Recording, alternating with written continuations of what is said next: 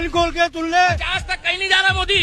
अबे 26 में तो दुनिया खत्म है। दुनिया हाँ 2026 मा दुनियाँ त खतम भएन, तर आज म तिमीहरूलाई के खतम गर्न सिकाउँछु भन्दाखेरि पाइथनमा हामी सबको फर लुपलाई खतम गर्न सिकाउँछु। अस्तिको रिलको कोडमा हामी सब दुईटा पिरियडमा दुईटा स्टुडेन्टलाई उठाउने कोड थियो हैन, तर आजको कोडमा के रहेछ भन्दाखेरि हामी सब चारवटा पिरियडमै अब दुईटा स्टुडेन्टलाई उठाइरहेको छ।